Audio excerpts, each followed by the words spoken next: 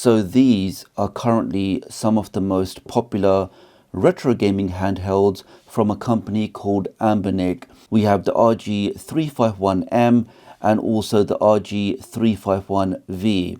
I will put the specs on the screen, but we're talking about the same CPU, same 1GB RAM, both have built-in Wi-Fi.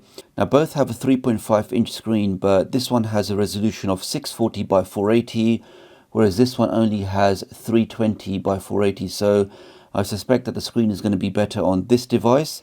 This one has a slightly larger battery, 3900 versus 3500, but this one we can see does have an aluminium alloy shell, so I'm sure this one's going to feel much nicer in the hand.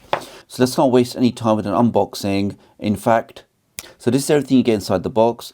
So with the 351V, we get the Type-C USB cable, we get a small user manual, you do get a couple of screen protectors, some wet wipes to help you put that on, and we get a small starter guide. Now with the 351M, we get a user manual and also a Type-C USB cable. So in this video today, I'm going to focus on what you can expect, what kind of experience you'll have if you buy these devices out of the box. So no changes, no tweaks, no customizations. If you guys do want to see a video on that, then I highly recommend you check out Russ on the Retro Game Corp's channel, because he really just has the best guides, the best tutorials on how you can get the most from these devices, and I will leave his channel link in the video description. So let's start with the RG351 first. Okay, so I opted for the wood panel, but it is available in a couple of different color options. I mean, how nice does that look? I mean, it's not real wood, but it really does have a nice look to it. Now at the front here, we can see we have the standard D-pad, we have the A, B, X, Y buttons, we have the function button, start and select, and we can see with this one, we only have one analog joystick. So some of you may prefer to have the dual joysticks like we get on the RG351M, but here we can see we only have one. On the side here, we can see we have the reset button, we have the power button, and we have dual micro SD card slots. On this side here, we have the volume rocker. And the back here, we can see we actually have four buttons, L1, L2, R1 and R2. So, I mean, depending on your hand size, these may actually be a bit too close, but I'll see that when we actually get to gaming. So that's the 351V. And then we come on to the 351M, and wow, that really does have a quality. I mean, you can tell this is solid made. This really does have a premium build to it. So again, we can see we got the D-pad here. We got the standard A, B, X, Y buttons. You have start and select. And we can see with this one, we do get dual joysticks. And we can see they do actually have triggers.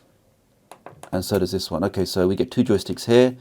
We have the four triggers on the top, and we have two Type-C inputs. One is used for OTG, and the other is OTG and also charging. And we also get a headphone jack. And this one also has the dual Type-C inputs and also the headphone jack. So let's start with the 351M first. Let's power that on.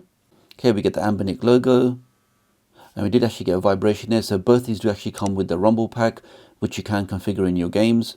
And we can see they are running Emulation Station. That screen looks really nice. So we have MAME built in, we have WonderSwan, we have Capcom CPS1, CPS2, CPS3, MSX, PC Engine, NES, Game Boy, SNES, N64, Game Boy Color, Game Boy Advance, Genesis, Game Gear, Mega Drive, Dreamcast, Neo Geo, Neo Geo Pocket, PS1, PSP, and we have all games. Now, as I mentioned before, I'm not really going to spend any time doing any kind of tweaking. Just for the people that want to buy these consoles, turn them on, what can they expect? Well, we can see if we start with Final Burn Neo. Okay, so we have a couple of games in here. Now let's just try one of these games first. Okay, some Knights of Valor. We can see that the analog joystick is working straight away, no configuration needed.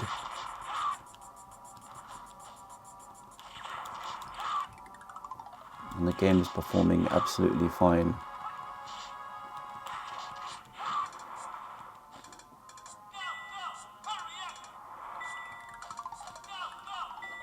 Okay, I want to try something else, so let's press the two triggers. That will take us back into RetroArch. I can now go to the top, quit. That'll take me back to Emulation Station. Okay, let's try some MAME.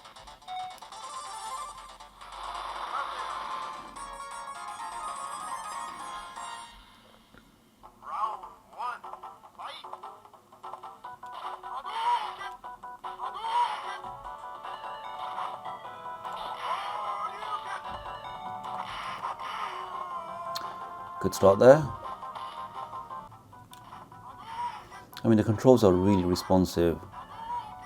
Let's try some CPS. Okay, controls are good. Analog joystick is working. Yeah, controls are really good, really precise. I'm able to get my moves out. Yeah, take that. I mean, in the interest of time, I'm not going to show you too many games, but I think easily this can handle anything up to PlayStation 1. Let's back out. Try some N64. Okay, here we have some N64.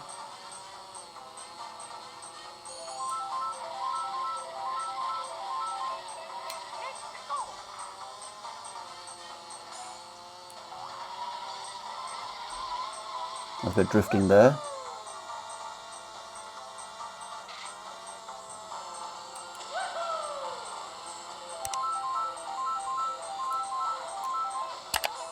I mean, N64 is always going to be a bit hit and miss depending on how demanding the game is, but games like Mario Kart, Mario World, the basic stuff should be okay.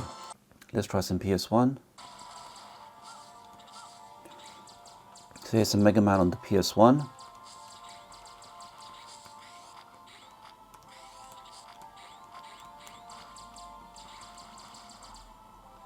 It's working absolutely fine. No stuttering, no lag.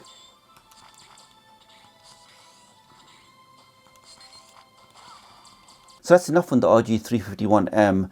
Let's now try the V because the performance should be very similar, but I want to see what that 640 by 480 resolution looks like and this vertical form factor.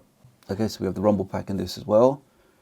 I mean, that just brings back so many memories of the original Game Boy. I guess that's what they kind of modeled this design on. Let's have a look what the gameplay is actually like. So again, we can see we're using emulation station. Wow, so straight away, I mean, that screen just looks so much nicer than the 351M. It just looks more punchier, more sharper. It just looks so much better than the other handheld. So let's try some similar games just so we can see how this screen looks. But yeah, 100% guys, that screen just looks amazing. Looks really sharp, really clear, and the colors look really vibrant. I mean, this is the aspect ratio that most of these consoles originally had anyway, the 4:3 aspect ratio. So in their native resolution, it just looks so much nicer. And let's try the analog stick. Yeah, that's really good. Let's see if I can cut some super moves. Yeah, so performance is identical really, but it just looks so much nicer on this screen. Alright, let's see if I can get out my mushroom speed boost. There you go.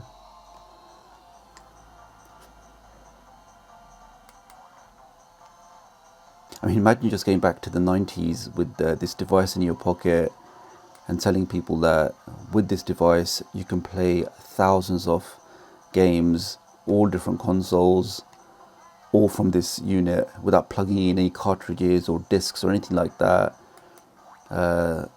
They'll be amazed.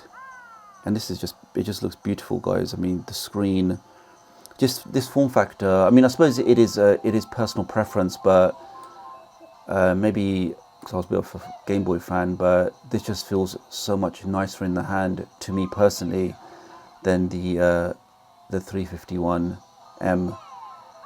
But yeah, so again, performance is going to be the same because they are rocking the same CPU and same GPU, but it's just this form factor in this screen, I would say, is 100% better for me than the other one. Okay, so let's press these two together. And the question is, do I actually know what I'm doing? And the quick answer is no. But getting perfect, so can't say too much. But again, with that perfect aspect ratio, these games just look amazing on this RG351V. Okay, so wrapping this up, what are my closing thoughts on the RG351M and the 351V? Well, as I said at the start of this video, guys, I think you can see now why it's very clear why these two handhelds are really some of the most popular handhelds you can buy today. I mean, really, whichever one you go for, you definitely will be happy with them. Both have fantastic build quality. The 351M has that aluminum build. You also get the dual joysticks, so for certain games or certain emulators, you may prefer to have 2 joysticks, whereas the 351V only has 1.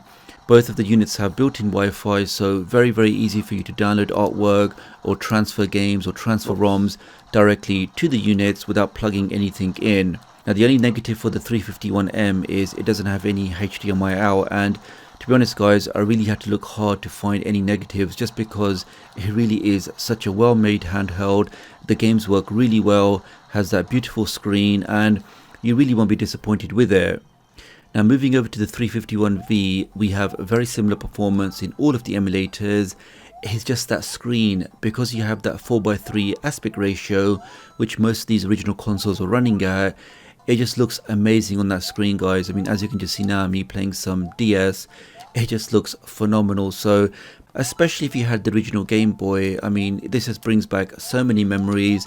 And I personally just prefer having that vertical form factor for these handhelds. And the only 2 negatives with the 351V is we only have that single analog joystick, and again there's no HDMI out. But definitely both these handhelds are very easy to recommend, and I'm sure you'll be happy with whichever one you go for. So that's all for this video guys. Many thanks for watching.